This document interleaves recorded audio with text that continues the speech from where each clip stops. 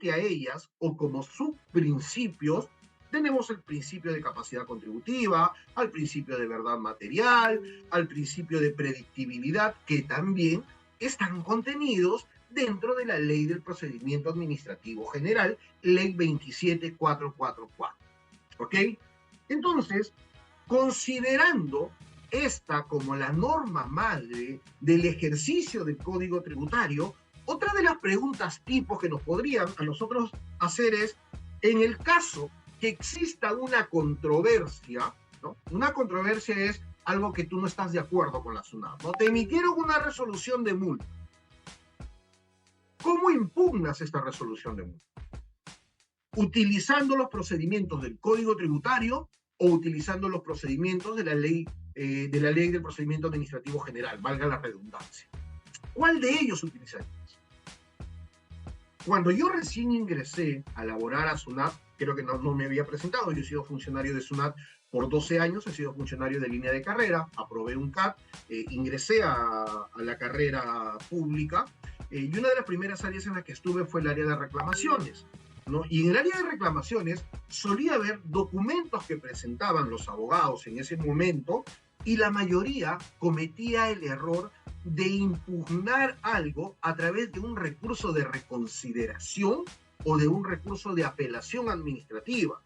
¿Por qué? Porque atribuían que la Ley del Procedimiento Administrativo General se aplicaba para todas las entidades públicas, que no estaban errados hasta ese punto.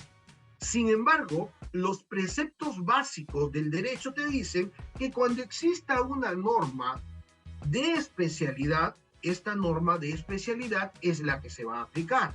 Y en la materia tributaria, la norma especial o la norma base es el Código Tributario. Y el Código Tributario te dice que para poder impugnar un acto administrativo emitido, emanado por la Superintendencia Nacional de Aduanas o Administración Tributaria, debes utilizar los procedimientos propios de ese código. ¿Cuáles son los procedimientos propios del texto único ordenado del Código Tributario? Recurso de reclamación en primera instancia, recurso de apelación en segunda instancia, que es ante el Tribunal Fiscal. Y existe además una forma de reclamación especial que es el formulario 194. El formulario 194 tiene como característica que no va al fondo, no va al análisis del fondo o fundamentos de fondo que vaya a plasmar el contribuyente, sino que existen hechos que se han dado y estos hechos que se han dado son ya previstos en este famoso formulario 194, al cual el Tribunal Fiscal en resolución de observancia obligatoria ha mencionado que es una reclamación especial. Entonces, si es una reclamación especial, el resultado del formulario 194, que es el famoso quiebre de valor o revocación de valor, ¿puede ser apelado ante el Tribunal Fiscal? Sí. Para mis amigos que van a postular al área de impugnación, pregunta que les pueden hacer: ¿cuáles son los procedimientos de impugnación que se prevén en el Código Tributario? La doble instancia administrativa te habla de la reclamación y la apelación, pero también es un procedimiento, la queja, cuando discute una situación formal y no una situación de forma, perdón, de fondo. También la apelación de puro derecho cuando la discusión es la aplicación normativa, ¿no? Y la apelación de puro derecho tiene como particularidad que no necesita ir a una reclamación ante la SUNAT, sino que es automáticamente elevada al Tribunal Fiscal porque no hay una discusión de hechos y ni fundamentos de hechos, sino que está discutiendo la aplicación o inaplicación de una norma jurídica. Y finalmente, lo que habíamos mencionado sobre el formulario 194, que es una reclamación especial. Pregunta ante ello: ¿el formulario 194 puede ser apelado al Tribunal Fiscal o no? Exacto, Giancarlo. La queja la conocen como un remedio procesal. ¿Por qué? Y excelente que me lo hayas mencionado. ¿Por qué lo conocen como un remedio procesal? Porque no discute fondo. Discute el mismo procedimiento, que si la notificación no estuvo bien hecha, no. Lo discutes a través de una queja. Que si el cierre del requerimiento no fue notificado, pero ya tienes una resolución de determinación, hay una queja que se puede presentar. Ese es el famoso remedio procesal. ¿Forma parte de los recursos impugnatorios? Sí, pero no te discute fondo, sino que te discute solamente la forma.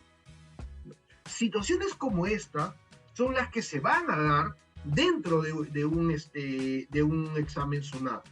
O la famosa pregunta de la prescripción, ¿extingue la obligación tributaria o no?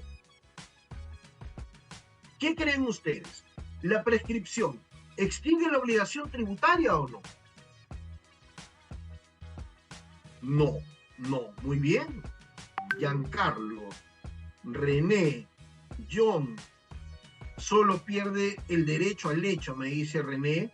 Muy bien. René, me parece que hemos compartido algún curso en el cual he sido docente. Tu nombre se me hace conocido, a lo mejor. Y Giancarlo, ese sí es mi amigo Giancarlo Zurita, a lo mejor.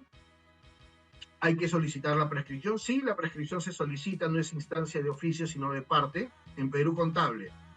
Muy bien, excelente. Sí, ¿verdad? Sí, recuerdo algunos nombres. Compré su libro, me dice. Ah, el libro de sistemas administrativos del IGB, ¿puede ser? René, ese libro, ¿verdad? Porque bueno, tengo otras publicaciones, pero sí, me acuerdo tu nombre. Muy bien, excelente.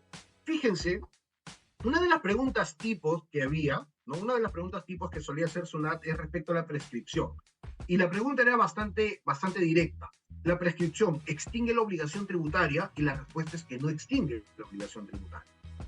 Y es más, el Código Tributario te dice taxativamente qué cosa te extingue la obligación tributaria. Pago, compensación, condonación, consolidación o resoluciones en el cual literalmente se extinga la obligación, como el de recuperación onerosa o cobranza dudosa. Profesor, pero ¿y con la prescripción uno no deja de pagar? Exacto. Con la prescripción tú dejas de pagar, pero no extinguió la obligación. ¿Por qué? La prescripción es una figura jurídica, ¿no? Como figura jurídica tiene dos variables, la prescripción adquisitiva y la prescripción extintiva. La prescripción adquisitiva es la que se suele utilizar en la materia civil, básicamente a nivel inmobiliario, para poder ejercer o reivindicar un derecho de un poseedor que ha transcurrido ya más de 5 o 10 años de buena fe o de mala fe y quiere que se le reconozca ya no solamente como poseedor, sino como propietario de un bien con los derechos que se puedan ejercer. Esa es la conocida prescripción adquisitiva. La prescripción que en materia tributaria utilizamos es la prescripción extintiva. Pero fíjense, la prescripción extintiva tiene como particularidad que extingue la acción del titular del derecho para determinar, para sancionar o para cobrar una deuda. ¿Ok? Pero no te habla nada del derecho, o sea, no te extingue el derecho, extingue la acción.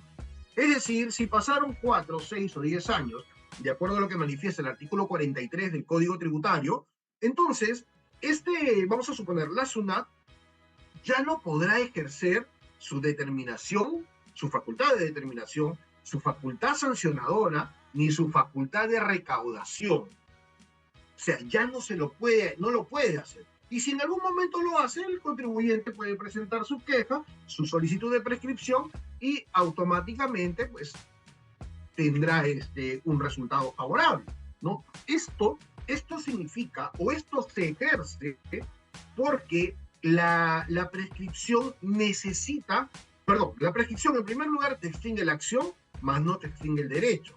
Y por otro lado, ¿qué cosa necesita para que la prescripción tome vigor o para que se produzca la acción prescriptoria? Dos situaciones puntuales. Y lamentablemente, la mayoría de profesionales solamente ejerce una o solamente apunta a una y luego le echan la culpa a la SUNAT. Ah, no, la SUNAT nunca te da la prescripción. Y no es exactamente que suceda eso. No es que la SUNAT no te lo quiera dar, sino que lamentablemente no se enfoca bien el fenómeno de la prescripción. La prescripción requiere, ¿no? La prescripción requiere de dos situaciones: transcurso del tiempo e inacción por parte del titular del derecho. Requiere de ambas situaciones. Entonces, quiere decir que si existe una deuda de hace 15 años, por ejemplo, no significa que esto ya haya prescrito, sino que para que haya prescrito, o hay inacción por parte del titular del derecho, o la acción ejercida por ese titular del derecho ha sido viciada porque no ha cumplido con los requisitos esenciales de que las formalidades le podrían exigir. Entonces, pregunta probable, pregunta que podrían tenerla enfrente. ¿Qué se exige para solicitar la prescripción? ¿Qué exigimos para solicitar la prescripción? Transcurso del tiempo e inacción por parte del titular del derecho. Y cuando habla del titular del derecho es porque recuerden que no solamente existe la prescripción para que la SUNAT no me cobre, para que la SUNAT no me determine o para que la SUNAT no me sancione. También existe la prescripción para que el contribuyente no pueda solicitar la devolución o compensación de un crédito o saldo a favor que tenga. Si yo tengo un saldo a favor del año 2018, ¿cuándo se pagó? El año 2018. Quiere decir que el año 2018 se generó este crédito a favor. Perfecto. Empiezan los plazos de prescripción. 1 de enero del año 2019, 20, 21, 22. A partir del año 2023, si yo no solicité la devolución o la compensación de ese crédito, ya no puedo solicitarlo. ¿Por qué? Porque ya habría prescrito. Entonces, cuando se habla de la inacción por parte del titular del derecho, no solamente se le señala a la administración tributaria, sino también al mismo contribuyente, ¿no? Vamos a ver ahí un par de preguntas, creo. A ver, ¿qué dice? Quienes se inscriban en el CAT podrán participar en el curso de tributación de transferencias inmobiliarias. Ah, sí, es cierto. Quienes se inscriban en el grupo de preparación para el CAT SUNAT 2024 van a tener el acceso libre al curso de tributación en las transferencias inmobiliarias.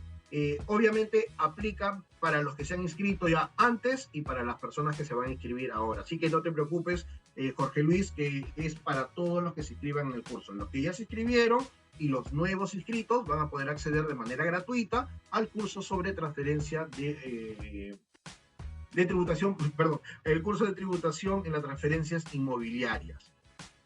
Giancarlo, ¿las fiscalizaciones también prescriben? Claro que prescriben. ¿Saben por qué, Giancarlo?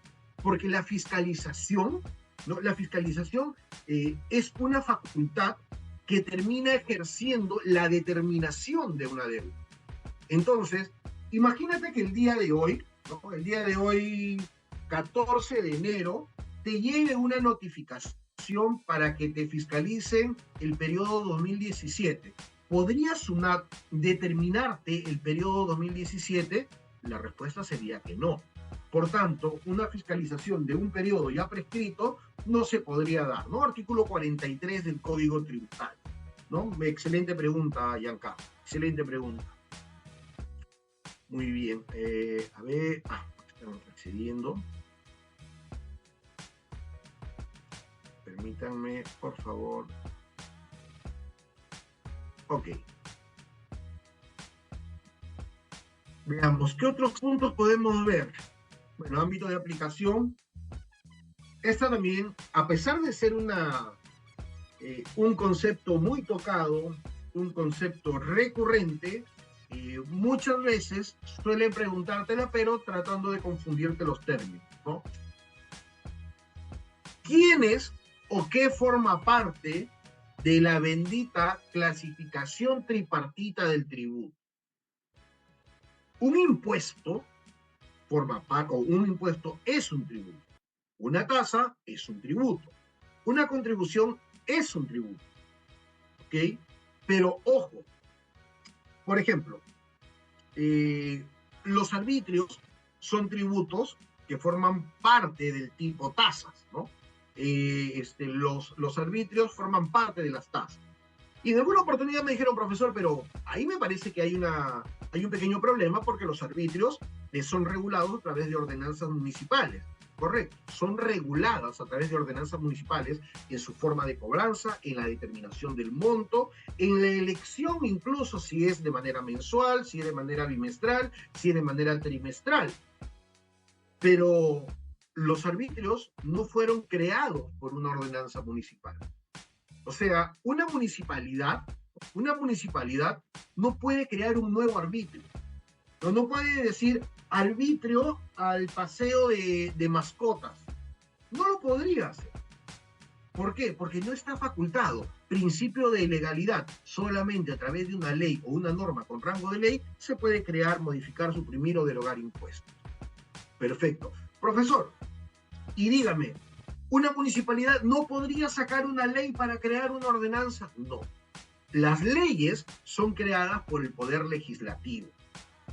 Y el Poder Ejecutivo únicamente cuando le otorguen facultades taxativas para poder legislar en materia tributaria y plenamente identificada, ¿no? Plenamente identificada en qué va a regular, en qué va a normar, únicamente ahí el Poder Ejecutivo puede emitir un decreto legislativo creando, derogando, suprimiendo o modificando un impuesto. ¿Qué es lo que suele ocurrir cada 2 años cuando sacan esos benditos títulos de reforma tributaria, ¿no?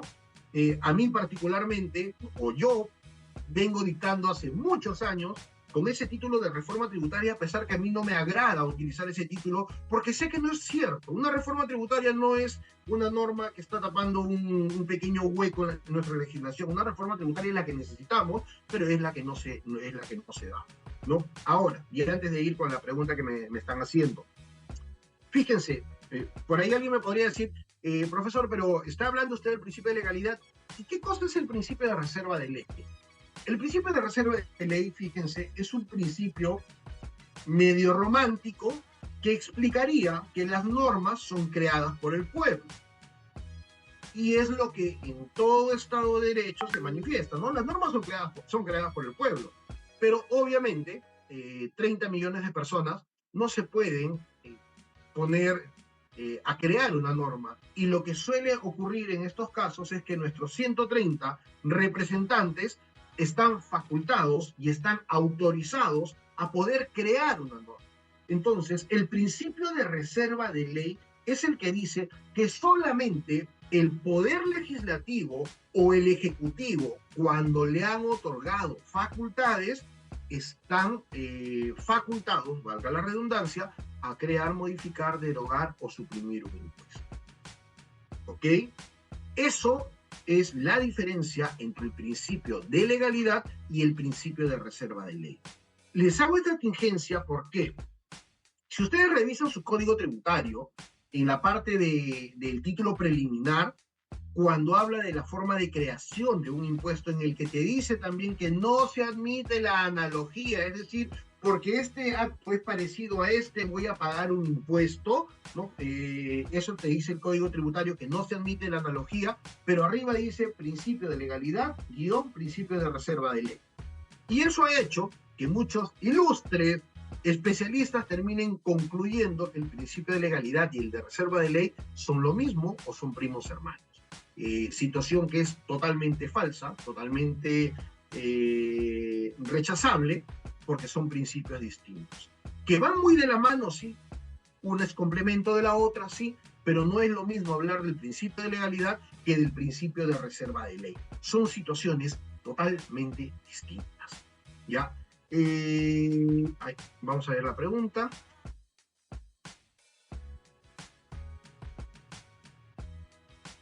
No, era un mensaje de misión. Y la potestad tributaria. Muy bien. La potestad tributaria no es un principio constitucional, Bianca. La potestad tributaria es la posibilidad que tiene el Estado de regular, de normar, de crear un impuesto o un tributo. Pero justamente estos límites, estos principios que se encuentran plasmados en el artículo 74 son límites a la potestad tributaria del Estado. ¿sí? Justamente estos principios constitucionales o garantías constitucionales recogidas en el artículo 74 son límites a la potestad tributaria del Estado. Esto nos hace saber que la potestad tributaria que tiene el Estado no es de libre albedrío, no es un libertinaje normativo, sino que tiene que cumplir parámetros para poder crear un impuesto.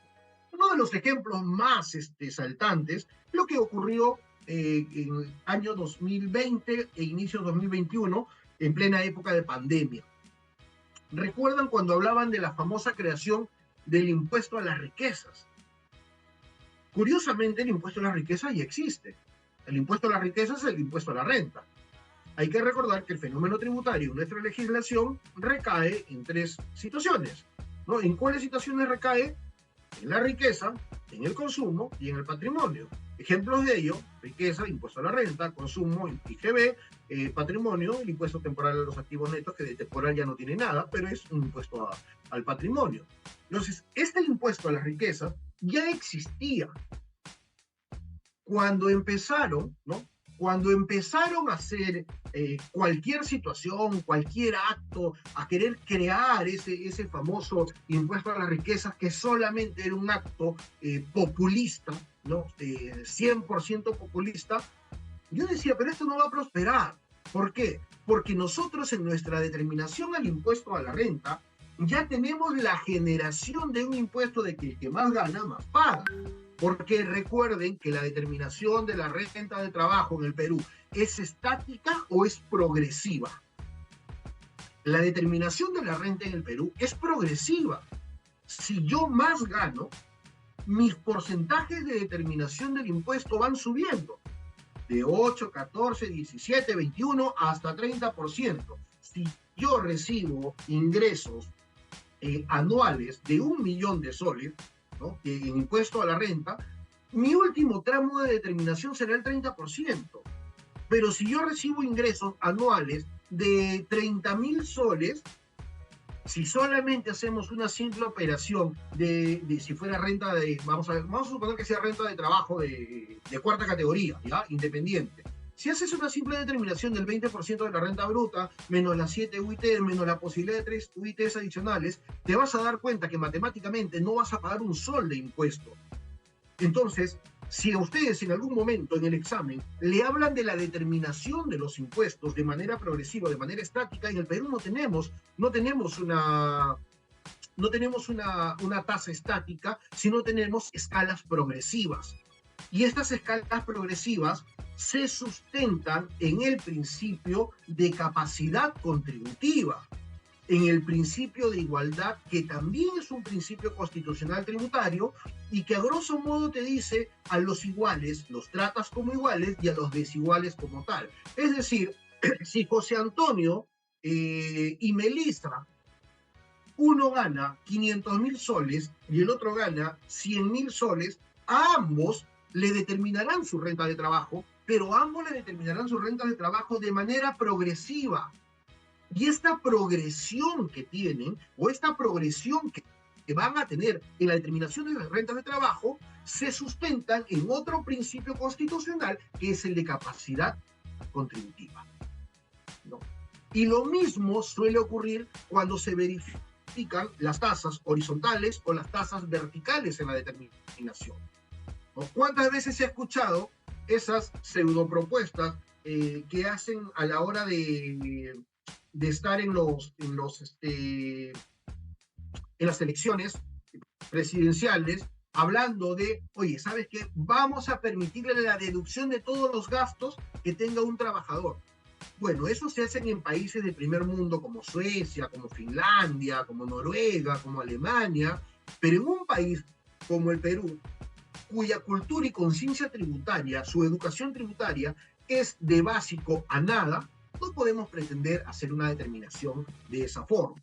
Entonces, en Perú, nuestra forma de determinación no es estática, sino que es progresiva. Se sustentan en principios como el de capacidad contributiva, que no es capacidad contributiva. Hace un rato ya hicimos la diferenciación entre la capacidad contributiva y la capacidad de contribuyente, y asimismo recordar con el ejemplo que empieza. Relación jurídico-tributaria. ¿Cuál es la diferencia entre la relación jurídico-tributaria? Estado representado por la SUNAT. La SUNAT ahora ve tributos internos y aduanas, o también puede ser el Estado representado por los gobiernos locales en el caso de tributos municipales. El deudor tributario, un nombre feo que se utiliza, pero es el nombre que le ponen, el deudor tributario, que es el contribuyente, y nunca, bajo ningún motivo, el contribuyente es, el responsable es contribuyente. El responsable no forma parte de la relación jurídico-tributaria. El responsable es el apoyo para el deudor tributario. Vamos a ver.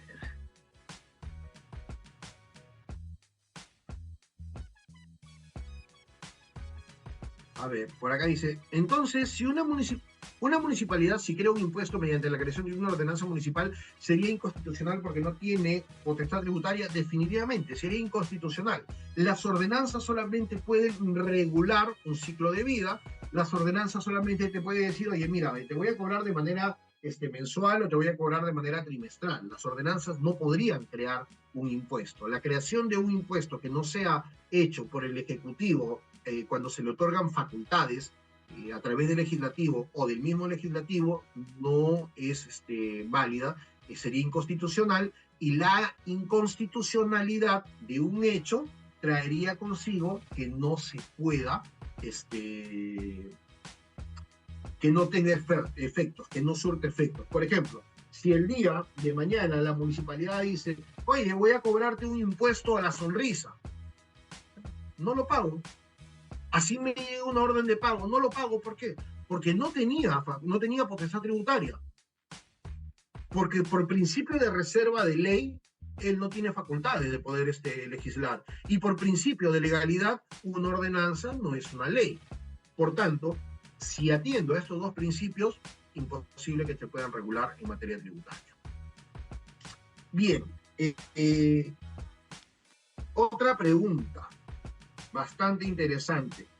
Nacimiento tributario, nacimiento de la obligación tributaria y exigibilidad de la obligación tributaria. ¿Son lo mismo?